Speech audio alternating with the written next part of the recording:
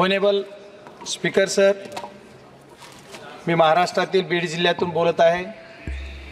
आजचा जो विषय त्या विषयावर बोलताना माझ्या निर्वाचन क्षेत्रामध्ये एअरलाईनची कुठलीही व्यवस्था नाही आहे, कुठली सुविधा नाही। या सुविधेसाठी मला माझ्या निर्वाचन क्षेत्रापासून 130 किलोमीटरपर्यंत संभाजीनगर आहे, दुसऱ्या बाजूला लातूर आहे, तिथे रेग्युलरली चालू नाही, आणि पुणे आहे 500 किलोमीटर।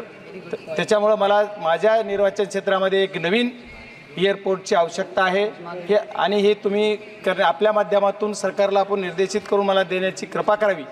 आणि आज बऱ्याच गोष्टी आपण मागतोय, सगळ्या करत असताना जगामध्ये आपला जो देश आहे ते आज आपल्याला आत्मनिर्भर आपण बनवून जगामध्ये आपली इकॉनॉमी की जास्त करायच्या आपण सर्वजण पाठीमागे लागलेलो आहोत किंवा करणार आहोत। आणि आज आपल्या देशामध्ये कुठल्या फक्त दोनच कंपन्या जगामध्ये हे बनवत आहेत, बोईंग आणि एअरबस या दोन्ही कंपन्या फक्त विमान बनवतात, बाकीच्या दुसऱ्या कुठल्याही कंपन्या बनवत नाही, किंवा चायना बनवतंय, अमेरिका बनवतंय, आपण बनवत नाही। आत्मनिर्भरमध्ये जर आपल्याला चांगलं प्रगती करायची, देश एक नंबरला आणायचा आहे, सर्व करायचं आहे, तर मग आपण विमान कंपन्या किंवा विमान बनवण्यासाठी आपला देश का पुढाकार घेत नाही? आपल्या देशानेही पुढाकार घेतला पाहिजे आणि आपण सुद्धा एअर बॅग बनवले पाहिजेत।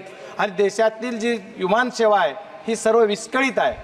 आज पॅसेंजरला एवढी त्रास होतोय की प्रत्येक गोष्टीला 2-2 तास 4-4 तास डिले। आपल्याला परवा आम्हाला दिल्लीला उतरण्यासाठी 3 तास वर फिरावं लागलं। एवढे म्हणजे ह्याचा लोकांचा जो त्रास लोकांना होतोय, हा लोकांचा त्रास कमी करण्याचं काम सरकारने केलं पाहिजे आणि याच्यासाठी सुद्धा सरकारने हस्तक्षेप करून कंपनीला सांगितलं पाहिजे। आमच्या पुण्यामध्ये इंटरनॅशनल एअरपोर्ट होणार आहे, कधी होणार आहे? आम्ही ऐकून कंटाळा आला, पण आणखीही होत नाही। त्याच्यामुळे पुण्यासारख्या एक आज आमच्या महाराष्ट्रामध्ये सर्वात बिगेस्ट सिटी म्हणून जी ओळखला जाते, सर्वात सुंदर सिटी म्हणून ओळखली जाते, या शहराला जे आपण इंटरनॅशनल एअरपोर्टचा दर्जा देणार आहात हा लवकरात लवकर दिला पाहिजे। आणि पुण्याची कनेक्टिव्हिटी जर झाली तर आम्हाला मिडलला महाराष्ट्राला चारी बाजूनं महाराष्ट्रासाठी ते चांगलं होईल। आमच्या शेतकऱ्यांसाठी सुद्धा एक जर आमच्या बीड जिल्ह्यात जी मी बोललो तिथं जर तुम्ही एअरपोर्ट दिलं तर माझ्या लातूर असेल, धाराशिव असेल किंवा इकडनं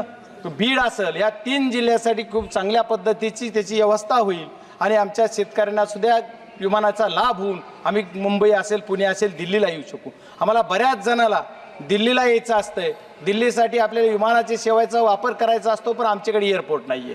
त्याच्यामुळे एअरपोर्टची सुविधा आमच्या बीडला झाली पाहिजे, ही आपल्या माध्यमातून मी सरकारला सांगू इच्छितो।